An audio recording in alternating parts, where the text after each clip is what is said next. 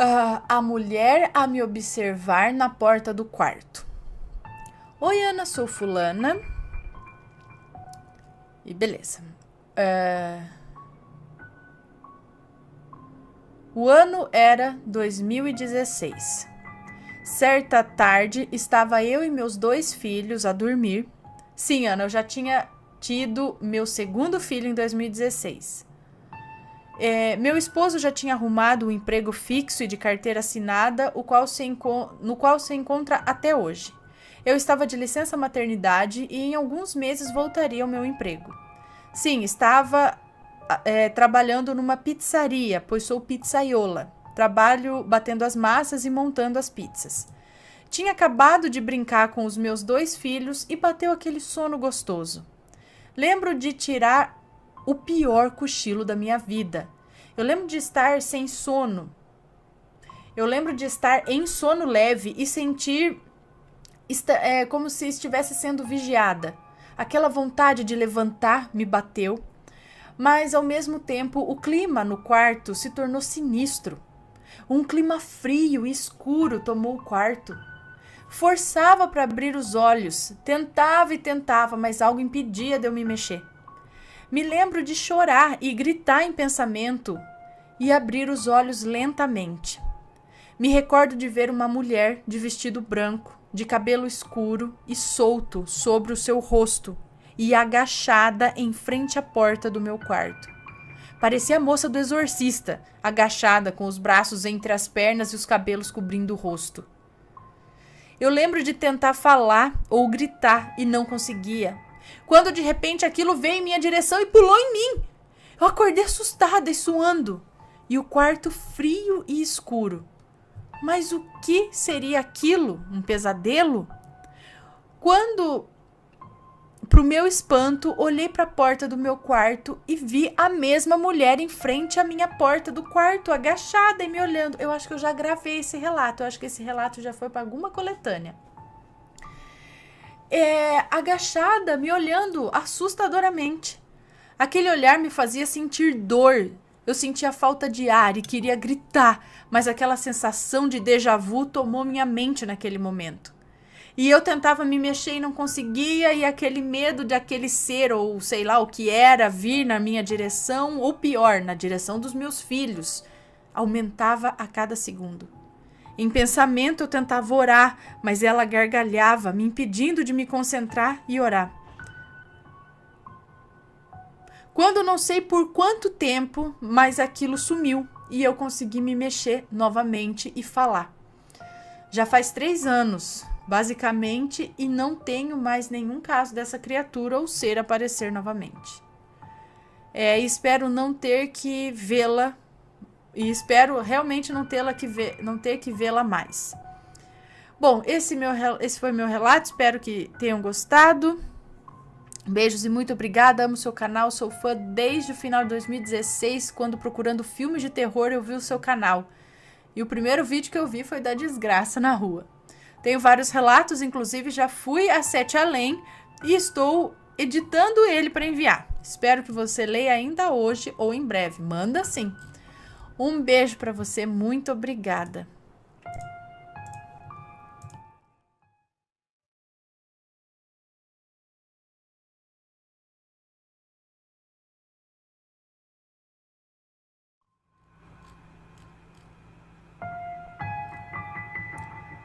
Tá, vamos ver aqui então. Clarão no sítio, tá? Último da noite.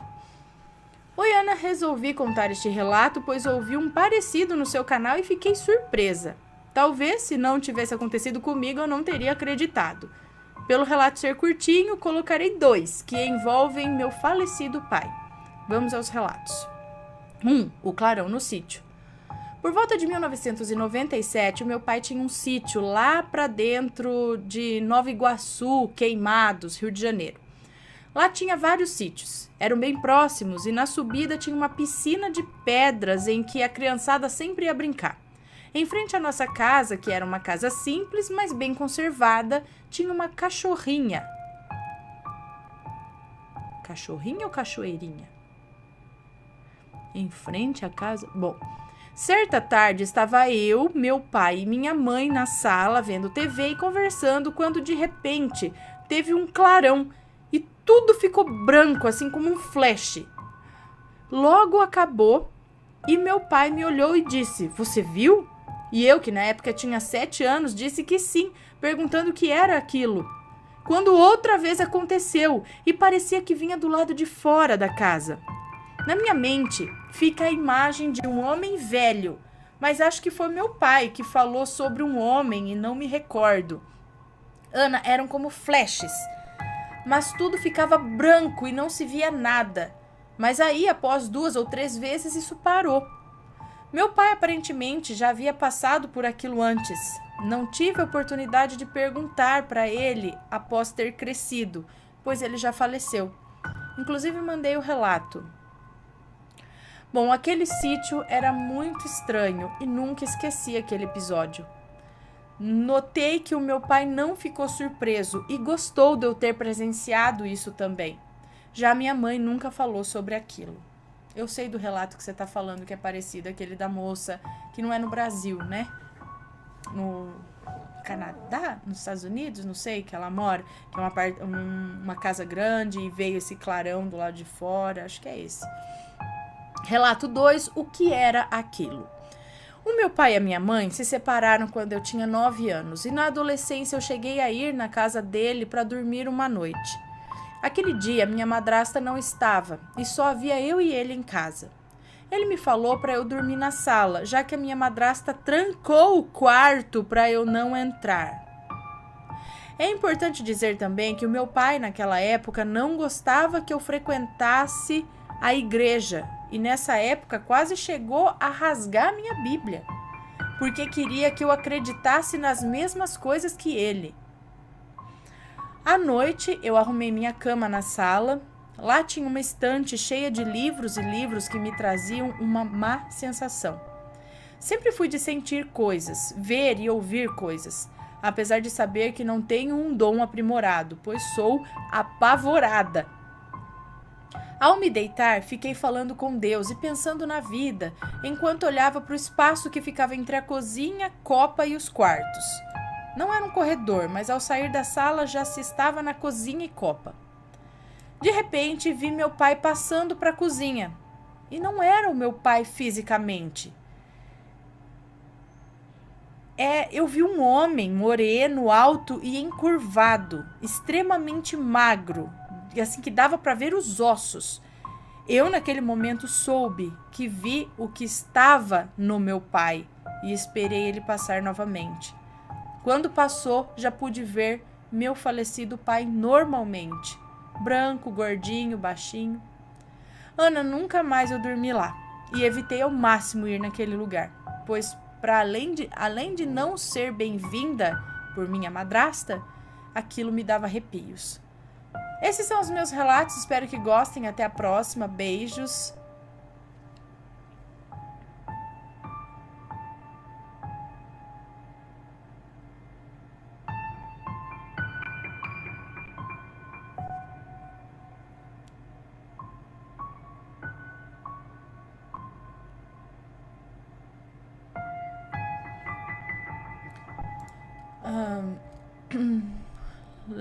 Legal não, né?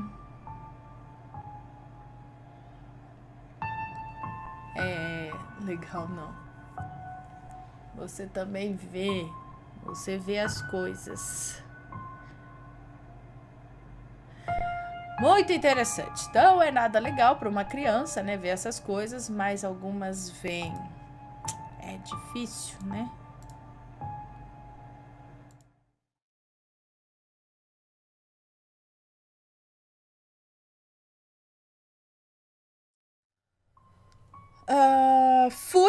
Fui parar em outra dimensão. E lá, vamos ver o que aconteceu. Olá, Ana, eu sou um moço que escreve o relato. Espero que esse e-mail te encontre bem e com muita saúde. Quero aproveitar para esclarecer que nomes e locais foram alterados, logo sinta-se à vontade ao mencioná-los. Ok. Bom, meu relato é muito doido, até mesmo para mim. Tanto é que talvez nem eu acreditaria em mim mesmo se não tivesse evidências que trouxe desse lugar misterioso. E ao decorrer do relato vai ficar mais claro para vocês. Para um melhor entendimento, vou precisar esclarecer alguns fatos que aconteceram na minha família no final dos anos 90. Nessa época eu ainda não pertencia a este mundo, mas vamos aos fatos que realmente importam. A minha avó teve 4 filhos, que aqui vou chamar de Caio, Lucas, Sônia e Márcia. Bom, inexplicavelmente, a minha tia Márcia saiu em uma manhã para trabalhar e nunca mais voltou. E apesar das buscas de detetives que a minha família colocou no caso, nenhuma evidência foi encontrada e acabou ficando assim. Nunca mais foi vista. Agora que já esclareci esse detalhe, vou ao fato que me trouxe até aqui. Apesar de não ter conhecido a minha tia Márcia, sempre vi muitas fotos e retratos dela espalhados por estantes e paredes da casa da minha avó. Então já me era bastante familiar seu rosto e seus traços índios, puxados da minha bisavó. Inclusive era a única dos irmãos com essa beleza exótica, que a diferenciava de todo o resto da família. Bom, dito isso, vou iniciar um novo parágrafo para contar o fato da ida a outra dimensão. Sempre fui muito apegado aos meus avós paternos e costumava passar os finais de semana com eles, que moravam em um lugar mais afastado, onde tinha muitas chácaras e era bem carinha de interior. Nessa época, eu estudava no período da tarde e já ia preparado para ir para a casa da minha avó. E nesse dia não foi diferente. Saí da escola, peguei o ônibus e fui rumo à casa da minha avó. Desci do ônibus e teria que andar mais ou menos 1 quilômetro em estrada de terra, mas já estava muito bem acostumado com o caminho, então não era problema nenhum para mim. Quando cheguei em determinada parte do caminho, vi um senhor, aparentemente bem velho, maltrapilho, carregando um saco nas costas. Coisa bem normal, já que podia se tratar de um mendigo. Mas algo estranho aconteceu. Aquele velho, andando de cabeça baixa, passou por uma casa onde tinha uma daquelas luzes com sensor de movimento que não o detectou. Depois ficou estranho, já que quando passei, ele me deitou. Ele me deitou e acendeu as luzes. Ah, tá. Sei lá, ficou estranho, já que quando eu passei, ela me detectou e as luzes acenderam de imediato. Por isso que ele viu que acendia com movimento. Ele passou, detectou. O cara passou, não acendeu. Bom, isso passou. Ignorei, dobrei a esquina. Quando vejo uma escada no meio da rua, lembro-me de ter pensado, nossa, esse pedreiro deve ser sonso igual eu para construir uma escada levando para o nada. E até gargalhei e fui tirar uma foto para guardar de recordação. Subi aquelas escadas que davam no nada e do nada ela desmoronou. Dei um grito bem alto e agudo, me levantei, me recompus. Quando olhei para frente, me dei conta que eu não estava mais na rua dos meus avós. Me assustei e fiquei tentando me achar, tudo em vão. Então decidi voltar pelo mesmo lugar de onde eu tinha vindo, mas não me achava de jeito nenhum. Aquele lugar era deserto e vazio e comecei a me desesperar. Meu celular não funcionava, sentei no chão daquele lugar horrível e comecei a chorar. Quando se aproxima de mim uma velha senhora com roupas brancas e surradas, que mais parecia uma camisola em péssimo estado de conservação. Ela tinha cabelos ralos, que eram uma mistura de branco e roxo. Era muito estranho, na verdade. Ela chegou e não me expulsou, como em muitos relatos.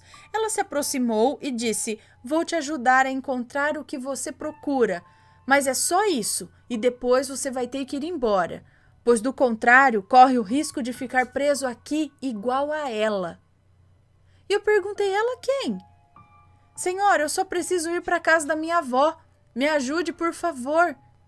E ela nem se permitiu escutar. Ela saiu me puxando pelo braço e falou: "Calha a boca." me deu um pano preto e me mandou cobrir a cabeça e saiu me puxando pelo braço. Bom, eu só obedeci e segui o plano dela. Ao longe vi pessoas estranhas e nuas se aproximando. Parecia que estavam fazendo manifestos contra algo ou alguém. Lembra aquele outro relato do cara que estava no barzinho e aí vê um povo pelado também manifestando? Eu tô falando que sete além é... Bom, ao longe vi pessoas estranhas e nuas se aproximando como se estivessem fazendo um manifesto contra algo ou alguém. Eu não entendi muito bem, mas a senhorinha, que não se apresentou formalmente, mas que aqui vou dar o nome de Clotilde, Dona Clotilde, ela ficou atormentada e gritando: vamos logo, vamos agora! Eles não podem nos ver aqui. E então nós entramos em uma casa a alguns metros dali. Dentro dessa casa tinha um rapaz de estatura mediana, também desgrenhado, mas bem simpático. E diferente de todas aquelas pessoas que ali habitavam, ele se apresentou, falando: olá, fulano, me chamo Omar. Em seguida, a velha Clotilde falou: eles chegaram, escondam-o enquanto eu vou buscá-la. Prontamente, ele me puxou para os fundos da casa, onde tinha uma escada velha e enferrujada que levava para uma despensa, um quartinho subterrâneo. Não sei bem o que era aquilo. Na verdade, quando entramos lá, ouvi barulho de batidas bruscas, como se alguém tentasse arrombar a porta ou o portão. Foi quando ele segurou minha mão e disse que ali estávamos seguros. Mesmo com medo da situação, eu comecei aquela série de perguntas. Onde estou? Como vim parar aqui? Quem estamos esperando? E como eu volto para minha vida? Ele segurou minha boca e disse: tudo vai se esclarecer em seu momento. Espere e verá tudo. Vai se esclarecer. Espere e verá que tudo vai se esclarecer. E então ele me deu um mega beijo. Eu que até então tentei sair daquele beijo, mas me deixei envolver. Eu que até aquele dia só havia me envolvido com mulheres, não estava mais no controle de mim mesmo. E fizemos ali coisas que nunca tinha feito nem com mulher, mesmo contrariado. Assim que terminamos os trabalhos todos, nem tive tempo de refletir sobre tudo aquilo, pois a velha Clotilde tinha chegado. Cadê? Tinha chegado e se pôs a gritar: fulano, venha cá! Mateus, não tô chamando. Mateus, venha cá! Mateus, tô te chamando porque o Rabinho quer sair. Ele tá unhando a porta aqui desesperadamente. Bom, pois a velha Clotilde chegou e se pôs a gritar: fulano, venha cá, fulano! Seu tempo aqui está acabando, venha depressa! E eu logo corri ao seu encontro. Quando cheguei lá, vi, acompanhada daquela velha senhora, a minha tia, que já não tinha mais aquele rosto feliz das fotos. Estava apática. Ela não sabia quem eu era, mas eu a conhecia muito bem e acabei por falar: tia, o que você faz aqui? A avó está à sua procura há tantos anos, ela sofre tanto a sua falta. E eu não obtive resposta alguma, a não ser aquela velha senhora falando: a sua chance de transpassar seu... A sua chance de transpassar seu recado... essa é a sua chance de transpassar o seu recado, mas o faça logo, antes que ele se vá. Pois esta passagem já se abriu e já se fechará. Mas nenhuma palavra sequer saiu, mais nenhuma palavra sequer saiu de sua boca, é isso? E ela caiu ali no chão, não sei se morta, não sei se desmaiada, pois o Omar logo saiu me puxando e falou: você precisa voltar para o seu tempo. E eu falei: eu preciso de mais detalhes do que aconteceu com ela. Por favor, me explica onde eu tô. E aquilo que tivemos, né? E só foi o tempo dele falar: infelizmente não há mais tempo. E me empurrou em uma espécie de poço nos fundos da casa. Acordei em um hospital e, pelo que soube, não cheguei à casa da minha avó. e fiquei sumido até a noite de sábado. E depois de muito procurarem, me encontraram em frente à casa, daquela casa que tinha o sensor de movimentos, a luz com sensor de movimentos. E acharam que eu havia bebido e depois desmaiado ali. Fizeram vários exames para ver se eu tinha bebido ou usado drogas ou sido abusado, mas testei negativo para todos. E para os meus familiares, até hoje é um mistério o que aconteceu comigo aquele dia, pois não tive coragem de contar e acharem que eu sou louco, pois pessoas na minha família já foram taxadas de malucas por muito menos. Bom, esse foi o meu relato. Cortei bastante coisa para não ficar muito longo. Me desculpem pelos erros gramaticais, escrever nunca foi o meu forte. Te desejo tudo de bom, pois é merecedora. E vou mandar meu relato de Demodite, assassina, credo. Muito obrigada, um beijo para você. E ela estava presa, ela tá presa lá, então, ou você acabou indo para essa outra. Mas, gente, o homem abusando, sim, foi catando e ele não tinha controle. Perigoso Sete Além. Sete Além, nem sei, não é Sete Além, ele falou outra dimensão, não falou o nome Sete Além. Mas eu lembro desse protesto do povo pelado aí. Lembra do outro relato? Do churrasquinho, não é? Churrasquinho Sete Além, não sei.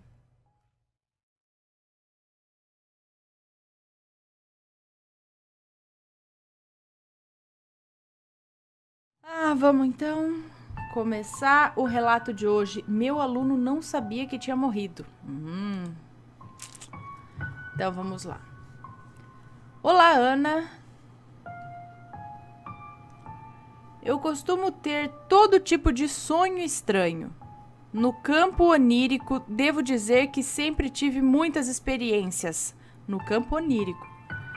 Tenho sonhos com vidas passadas, sonhos premonitórios, e acho até que já sonhei com essa tal dimensão paralela que até então eu não sabia o nome, Sete Além.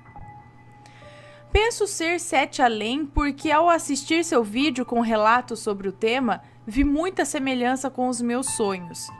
Em outra oportunidade relatarei também. Bom, este sonho que irei relatar aconteceu comigo em 2007. Hoje tenho 49 anos, mas como foi algo que me impressionou muito, nunca mais esqueci, então decidi compartilhar com vocês. Nessa época eu era professora de inglês e ministrava um curso específico de conversação. Os grupos nessa modalidade eram pequenos, de até 6 alunos. As aulas aconteciam 2 vezes por semana. Foi então que eu conheci... E agora, os nomes estão trocados ou não? Não tá avisando nada.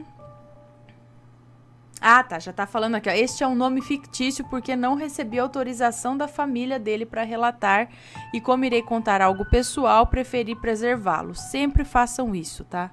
Pelo sim, pelo não, por mais que fale, pode contar, troque. Então, os nomes estão trocados. Foi então que eu conheci Carlos.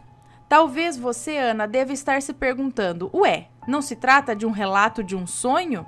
Sim, mas logo você entenderá que tenho razões para omitir o nome real deste aluno. Ele tinha nessa época uns 38 anos e já havia tentado estudar inglês várias vezes em sua vida e sempre parava.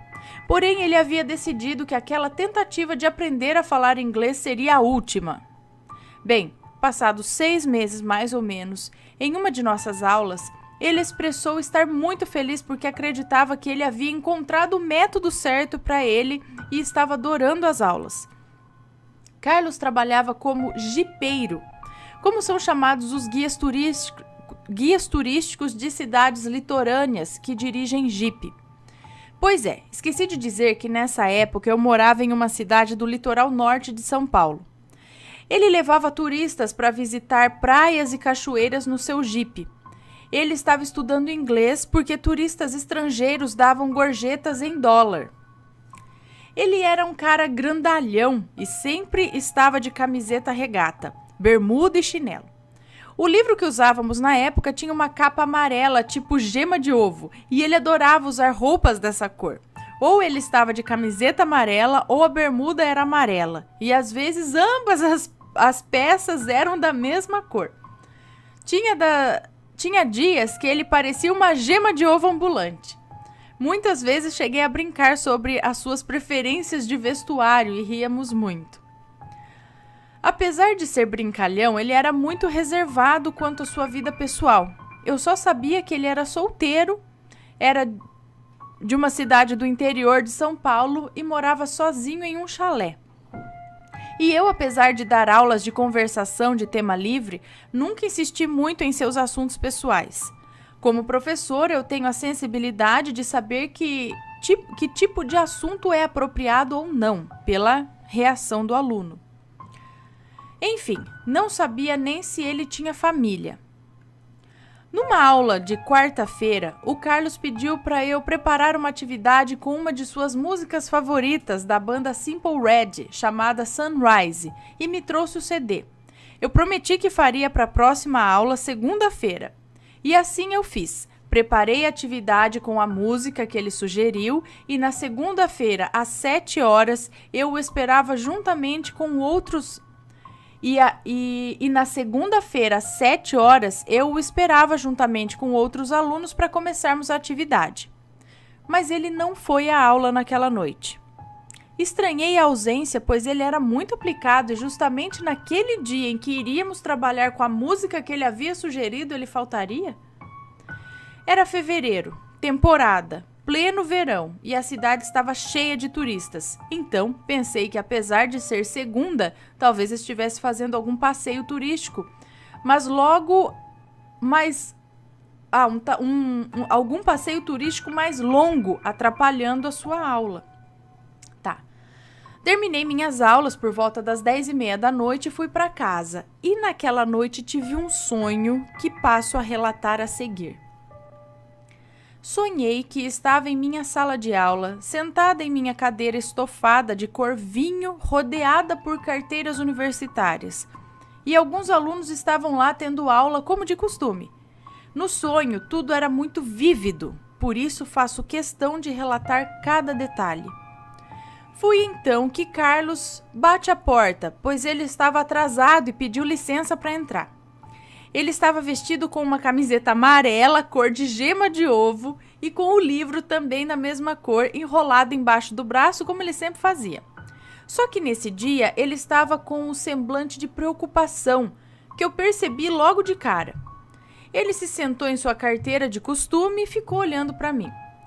Assim que terminei de conversar com uma aluna da sala, me virei, pois a minha cadeira tinha rodinhas, e deslizei na direção em que ele estava sentado, e fui logo perguntando: "Você tá bem, Carlos?"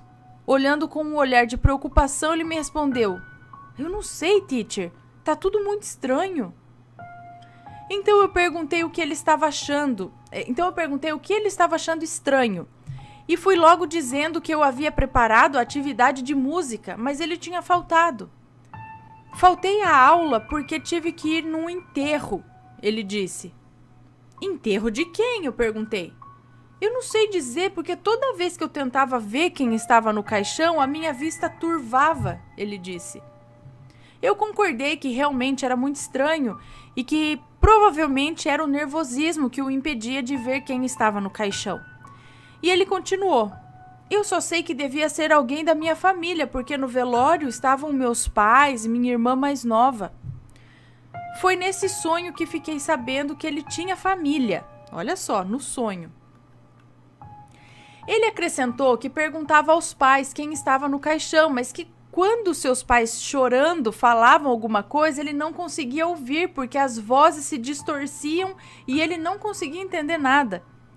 Foi então que no sonho, uma mulher que não conseguia ver, pois ela ficava o tempo todo atrás de mim, com uma voz calma e suave, dizia: "Diga a ele que a pessoa que estava no caixão era ele." Eu girava minha cadeira, mas só sentia a presença dessa mulher, mas não a via. Ela insistia: "Diga a ele para se lembrar do acidente em que ele morreu. Ele terá muita dificuldade de acreditar, mas ele precisa deste choque o mais rápido possível para evitar muito sofrimento desnecessário." E eu pensei, como assim ele morreu? Como eu posso dizer isso a ele? Eu então olhei assustada para o Carlos e perguntei, Carlos, você sofreu algum acidente? Eu não sei te dizer exatamente, mas tá tudo muito confuso e eu sinto uma dor no peito muito forte, ele respondeu. Foi então que a mulher disse que ele precisava sair dali e segui-la. Assim que ele aceitasse a ajuda dela, sem muito questionar, ele passaria a vê-la e ouvi-la. Eu naquele momento percebi que ele estava morto, mas não sabia... Eu naquele momento percebi que ele estava morto, mas não sabia. E aquela mulher estava ali para guiá-lo, mas ele não a via ou ouvia. Era através de mim que ela tentava socorrê-lo. Neste momento, ele levanta da carteira e diz que iria embora, pois não se sentia muito bem. Eu tentei impedi-lo, dizendo que ele precisava perceber que ele precisava seguir uma mulher que estava ali para ajudá-lo. Mas para que isso ocorresse, ele precisava aceitar e só então ele iria vê-la. Criei coragem e disse que ele estava morto, mas que tudo ficaria bem se ele aceitasse ajuda. Assustado, ele disse que, de acordo com as crenças dele, se ele tivesse morto, ele não estaria sentindo nenhuma dor, frio, fome ou sede. E isso não era possível, porque ele sentia todas essas coisas. Fome, frio, sede. E mais, se ele tivesse morto, eu também estaria, porque estava falando com ele. E eu perguntei se ele não acreditava que o espírito sobrevive à morte do corpo. E ele balançou a cabeça negativamente. Enrolou o livro embaixo do braço, abriu a porta da sala e saiu. E eu o segui. Assim que me vi fora da sala, o ambiente era totalmente diferente da realidade. Ao sairmos da sala, deveríamos chegar à recepção da escola, mas não foi isso que ocorreu. O lugar era frio e tinha cheiro de mofo fortíssimo. As paredes, o que parecia ser um estacionamento de um prédio abandonado, estavam cheias de musgo verde escuro e algo viscoso escorria. Um frio e um medo invadiu minha alma. Senti algo se mover no chão e quando olhei para baixo vi vermes do tamanho de um cachorro de porte pequeno, com rostos humanos. Verme do tamanho da roliça com rosto humano. Alguém já viu isso? Bom, eles se rastejavam pelo chão tentando sugar sua energia, assim que alcançavam suas pernas. O Carlos não percebia onde estava e continuava andando sem rumo. Alguns vermes grudaram em suas pernas enquanto ele andava e foi sumindo na escuridão do lugar. Ao acordar, eu comentei o sonho que eu tinha tido aquela noite com o meu marido e disse que estava ainda com a sensação de frio e aflição que o sonho tinha me causado. Bom, naquela manhã de terça-feira, na primeira aula, uma aluna me dá uma notícia terrível. Carlos havia morrido num acidente com seu jipe perto de uma das cachoeiras mais selvagens da região. Ele havia deixado os turistas na cachoeira no domingo de manhã, pois para alcançar a tal cachoeira era necessário andar uns 15 minutos a pé mata dentro. Carlos então subiu essa região que era muito íngreme, deixou os turistas e estava manobrando para estacionar o jipe em posição para descer de volta. Havia chovido muito durante a noite e o jipe deu uma derrapada na manobra e deslizou morro abaixo com ele dentro. Existe uma proteção nos jipes que se chama Santo Antônio, que é um tipo de gaiola de proteção, mas ele havia tirado o cinto de segurança para ajudar os turistas a descerem do jipe e por essa razão, no momento do capotamento, ele caiu para fora e foi espremido pelo próprio Santo Antônio do jipe, na região do tórax. Foi socorrido, mas veio a falecer no hospital no domingo à noite. E o sonho que eu tive foi de segunda para terça, sem saber do ocorrido. Fiquei, obviamente, pesarosa, pois 4 dias antes ele havia me pedido para fazer uma atividade com a música favorita dele e estava todo animado. E dias depois eu recebo a notícia que ele havia morrido. Então percebi que o sonho era, na verdade, uma emancipação da alma. Gente, lembra que no sonho ele falava que sentia dor no peito? Bom, nas ocorrências de emancipação da alma, o espírito se desprende parcialmente do corpo físico, torna-se mais livre, mais independente ou mais emancipado, e por si presencia ou participa de acontecimentos em ambas as dimensões da vida, e então consegue entrar em contato com espíritos encarnados e ou desencarnados. De acordo com a Federação Espírita Brasileira, Mediunidade, Estudo e Prática. Isso é de acordo com a Federação Espírita Brasileira. Mediunidade, Estudo e Prática. Bom, dia seguinte fui procurar o chalé em que ele morava, pois na ficha do aluno da escola constava o endereço residencial. Ao chegar no local, encontrei um zelador que me disse que a família havia aparecido no chalé e levado tudo. Eu expliquei ao zelador que estava ali para tentar devolver o CD do Simple Red que tinha ficado comigo. Perguntei quem eram os membros da família e ele me disse que eram os pais já bem velhos e a irmã mais nova. Tive certeza que tinha me encontrado com o Carlos, porque essa informação sobre a família dele foi o próprio Carlos que me contou em sonho, que eram os pais e a irmã mais nova. Ele tinha ido ao próprio velório e viu seus pais e sua irmã mais nova, mas não conseguia ver quem estava no caixão. O zelador comentou que Carlos não se dava muito bem com seus pais, principalmente com seu pai, que era um representante de uma religião muito restrita e viviam se desentendendo. Então, depois dessa confirmação, tive a certeza que realmente me encontrei com o Carlos desencarnado e que havia alguém tentando ajudá-lo, mas infelizmente ele não percebeu a ajuda naquele momento. Essa mulher tentou preservá-lo de um sofrimento desnecessário, mas ele não deu ouvidos.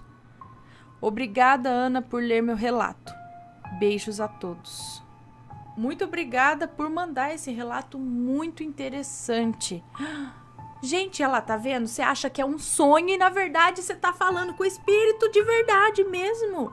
O cara tava lá perdido na sala de aula, dentro do sonho dela. Ou ela que tava, não sei agora, que loucura. Mas ele tava lá. E ele estava confuso, ele não sabia o que tinha acontecido, estava estranho. Ele foi no enterro dele sem saber que era ele não conseguia se ver no caixão, não conseguia falar com os familiares, porque ele perguntava e não entendia quando eles falavam. E ele foi, no que ele saiu da sala de aula, era um lugar muito esquisito. Tinha musgo na parede, eu já vi isso em algum relato. E escorria uma gosma verde escura da parede. Eu já vi isso em algum lugar. Algum relato, provavelmente. E no chão, vermes do tamanho de um cão de porte pequeno, com cara de gente, que grudavam nos pés do Carlos, sugando a energia dele, mas ele não percebia. E ele só não deu ouvidos para aquela mulher porque ele não acreditava nisso, na vida do espírito após a morte do corpo. E por ele não crer nisso, ele não deu ouvidos àquela mulher e não recebeu ajuda. Gente, que legal. Que legal não, né? Que triste, mas que louco ela ter tido esse sonho com ele, ter conversado com ele realmente, depois de morto, através de um sonho. Quem aí já teve uma experiência parecida, manda o relato pra gente.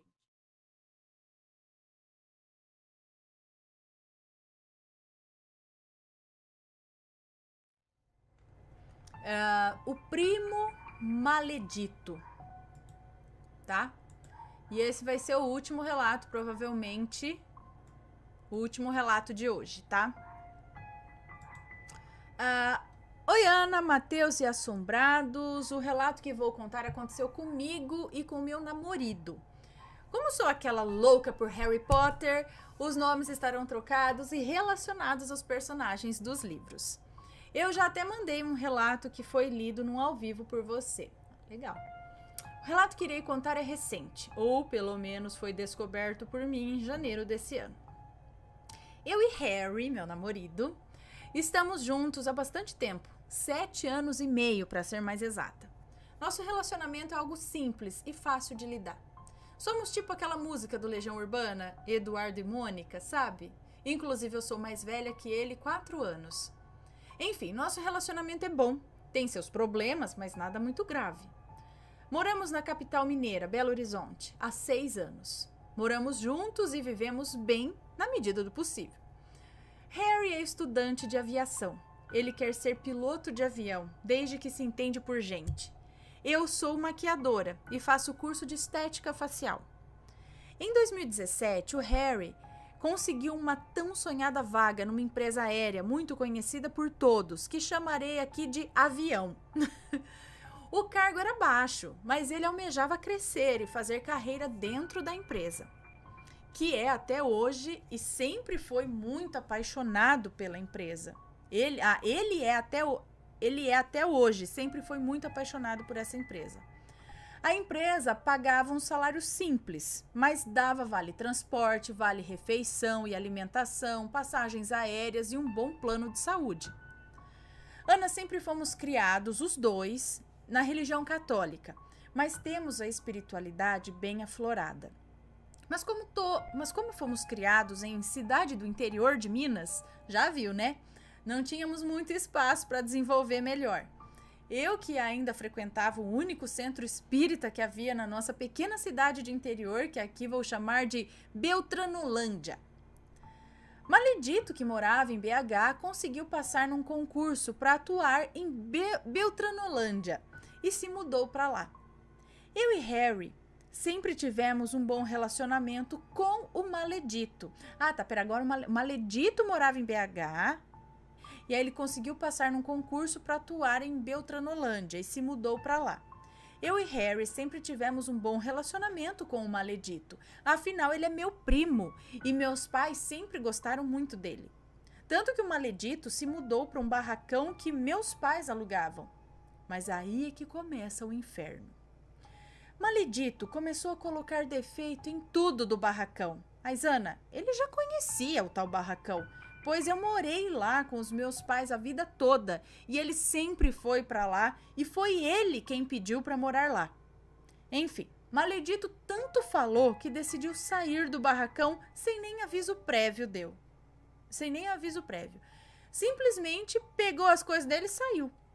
E ainda saiu pela cidade falando muito mal do meu pai. E falava coisas muito ruins. Falou inclusive para minha mãe tudo. Bom, a relação de amizade deles acabou ali. Eu e Harry começamos a frequentar cada vez mais o candomblé e nos descobrimos na religião. Encontramos uma casa muito boa, de luz, e um pai de santo muito justo e bom. E pelo que vejo dos relatos, isso é bem difícil de se encontrar. Mas ainda não participávamos da gira, ficávamos só na assistência.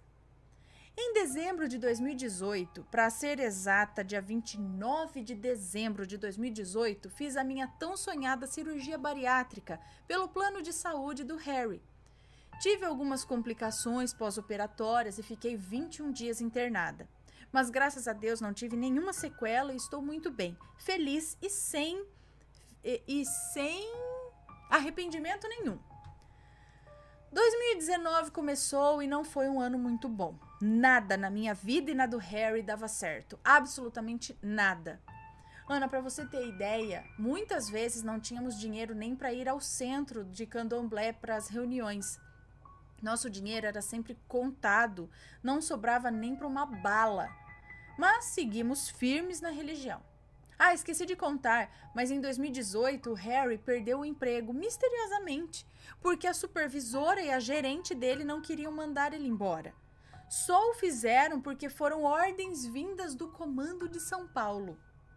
A supervisora dele chorou na hora que foi demiti-lo.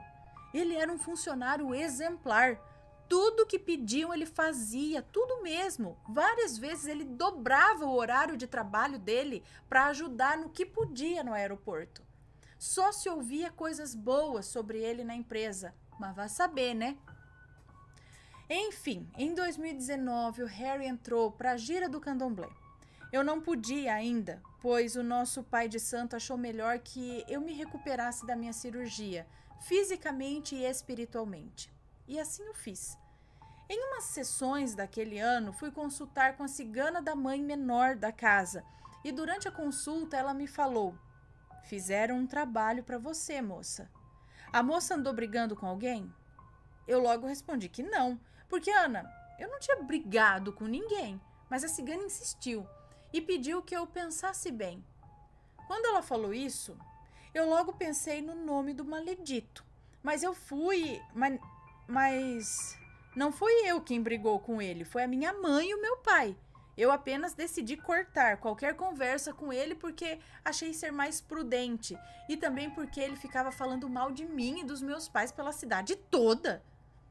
Aí falei com a cigana que era minha mãe quem tinha brigado e ela disse que ele tinha feito um trabalho para mim. A cigana fez uma espécie de limpeza em mim e falou para eu fazer algumas coisas para que a macumba fosse desfeita. Eu não fiz nada do que ela falou comigo, e esse foi o meu erro.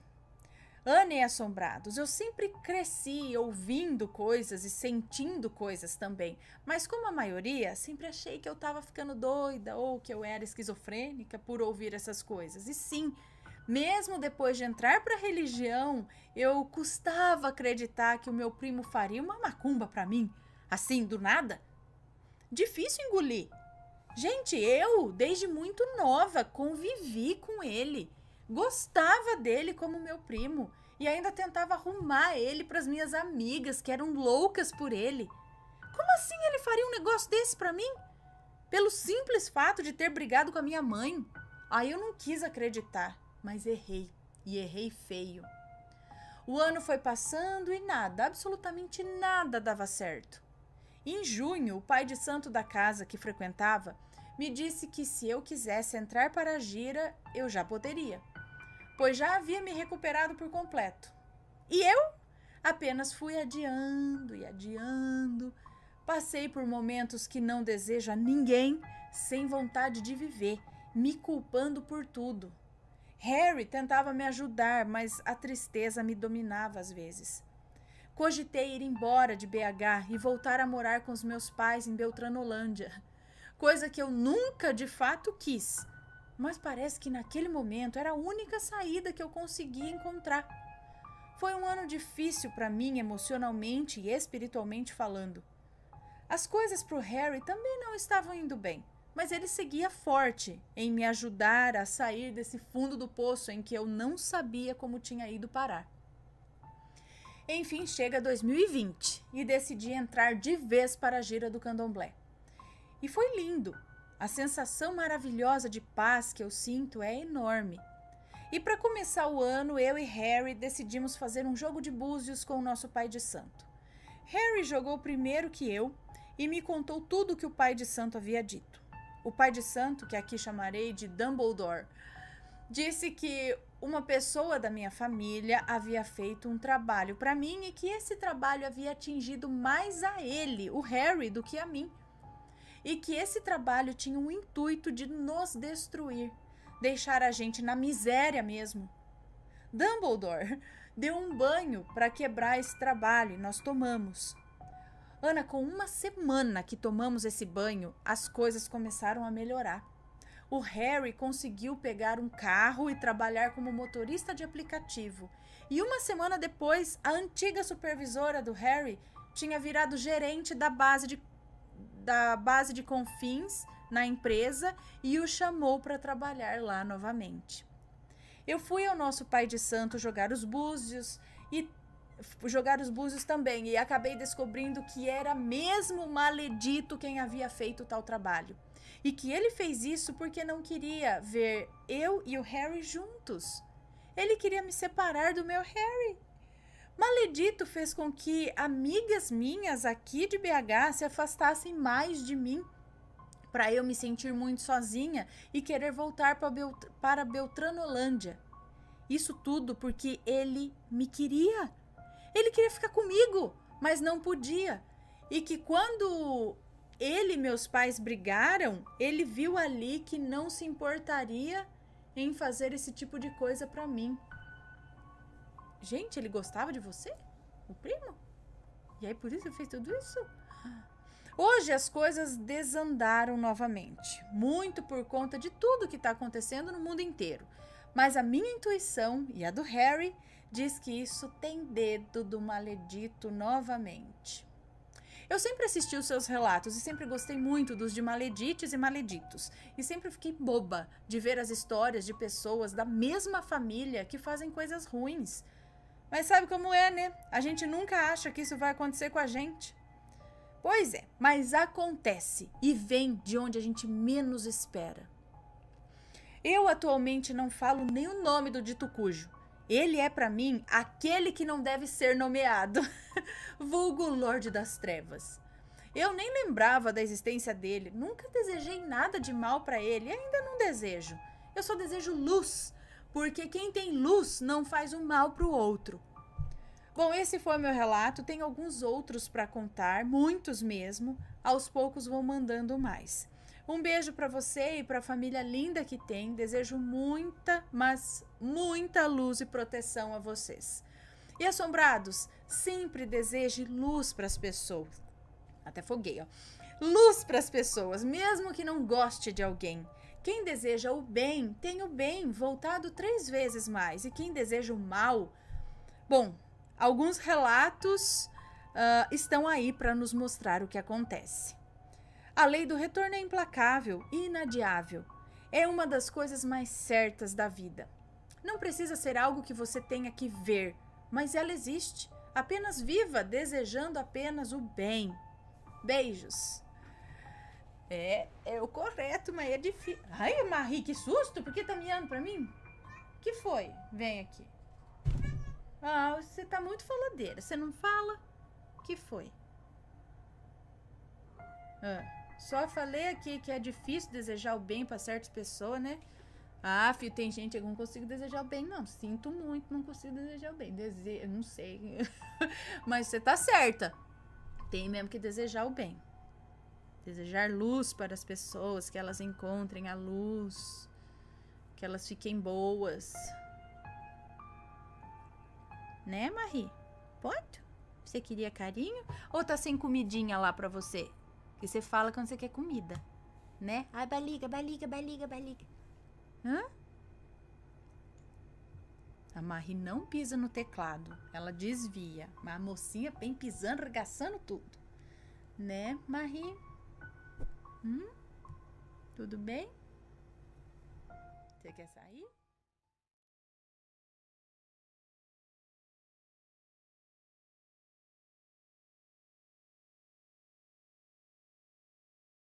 E é um relato que foi pedido em algum momento aqui. Pagamento de promessa a Nossa Senhora de Fátima no canal Assombrado. Vamos ver. Olá, Ana e Assombrados. Meu nome é Fulana, mas pode me chamar de Fulana. Sou do Rio de Janeiro. Conheci seu canal em 2016. Não me lembro o que ao certo eu estava procurando, mas ao assistir o seu vídeo, gostei muito e viciei. De verdade. Nessa época, eu estava passando por um momento difícil, desempregada, depressiva e sem rumo. Meu irmão havia falecido recentemente, e isso acabou com o pouco de força que eu tinha. Pois bem, em uma noite, como sempre fazia, aliás, de dia e de noite e até de madrugada, eu estava assistindo o seu canal quando me deparei com um relato de uma moça que havia ido para Portugal, mas tudo estava dando errado para ela lá. Profissionalmente falando, sabe? Então ela, já no desespero, pediu a Nossa Senhora de Fátima que a ajudasse. Ana, no dia seguinte, ela foi tomar café em uma padaria e encontrou um rapaz que agora eu não me lembro se ela o conhecia ou não, mas que disse a ela para ir a um certo lugar que ela conseguiria um trabalho e na área que ela era formada. Foi mais ou menos isso o relato. Ana, eu estava sentada no sofá da sala e, sem ao menos acreditar, eu disse: Minha Nossa Senhora de Fátima, se eu conseguir um emprego antes do mês acabar, eu prometo que levo uma vela numa igreja católica e, assim que possível, levo outra na sua igreja. e ainda manda um relato para agradecer, no assombrado. Ana, falei isso sem fé, apenas por falar, pois estava realmente passando por um momento muito conturbado na minha vida. Passaram-se 3 dias e minha comadre, que aqui vou chamar de Ângela, me enviou um WhatsApp dizendo: bora trabalhar? Ana do céu, eu respondi na mesma hora, ainda sem acreditar. Comecei a trabalhar naquela semana mesmo, como cuidadora. Eram 2 dias da semana, sexta e sábado.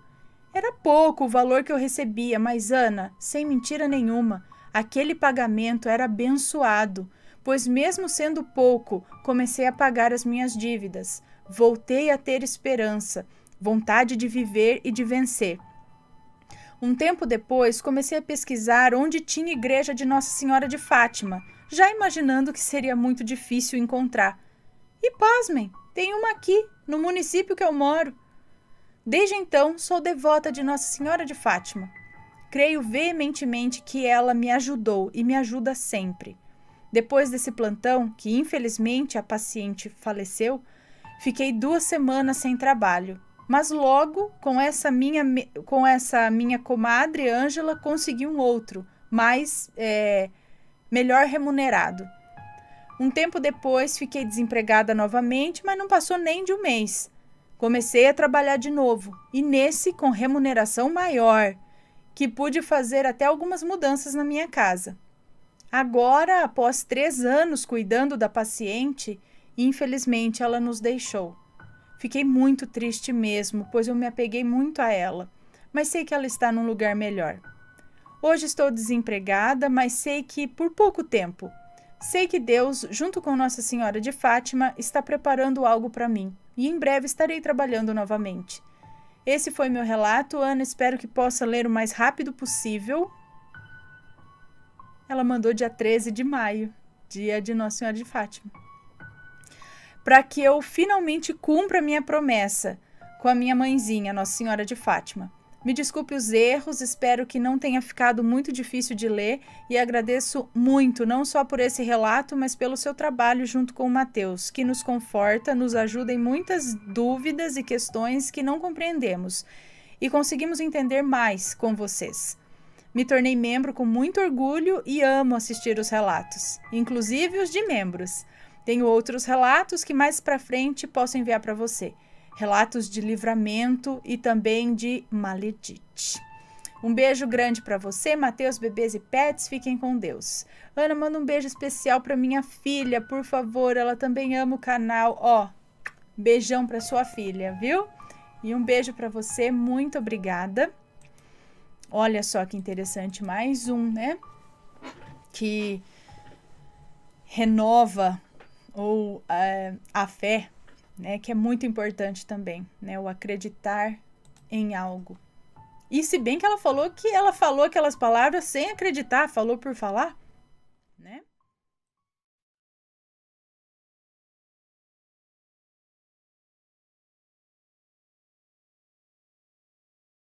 Anomalia temporal. Olá, Ana. Primeiramente, quero dizer que sou um grande admirador do canal e do trabalho de vocês. Os nomes no relato já estão trocados. O relato que venho trazer é um moço. O relato que venho trazer é curto e ocorreu cerca de 3 meses atrás. Meu nome é Fulano, moro em Ribeirão Preto e tenho 25 anos. Houve uma noite, 3 meses atrás, em que eu estava no sofá de casa com a minha esposa e estávamos assistindo Glee, um seriado musical que ela adora. Quem assiste seriado sabe que um episódio dura em torno de 40 minutos. Depois de algum tempo assistindo um determinado episódio, eu tive que pausar para ir falar com a minha mãe. Moramos em casas diferentes, mas no mesmo terreno. Mas antes de ir, eu olhei no relógio e era em torno de 9h15 da noite. Fui, falei com ela, mas voltei rapidamente. No máximo uns 2 minutos depois. Voltamos a ver o episódio e quando ele acabou, peguei o celular e vi que já era em torno de 10h20 da noite. Aí que tá o problema. Quando pausei, era 9h15 e nós já havíamos assistido um bom tempo de episódio. Falei com ela rapidamente, com a mãe, e voltei. E quando o episódio terminou, já era 10h20. Ou seja, a série teria que ter mais de 1 hora para isso fazer sentido. E ela não tem. Você já viu algo assim? Falei para minha esposa que estranhei aquilo, mas ela não se incomodou com isso. Eu coloquei anomalia temporal no nome, pois é a única coisa em que consigo pensar para explicar isso. Agradeço por ler meu relato, continue fazendo esse ótimo trabalho, um abraço. Muito obrigada, um abraço para você. Eu não lembro agora, mas eu já contei um relato aqui de um lance parecido. Que o tempo... Às vezes isso acontece em abduções, que a gente não se recorda, né? Só percebe o salto no tempo. E aí quando foi ver, você foi abduzido e não sabe. Mas sim, já aconteceu com outras pessoas. Mandem seus relatos aí de anomalias temporais.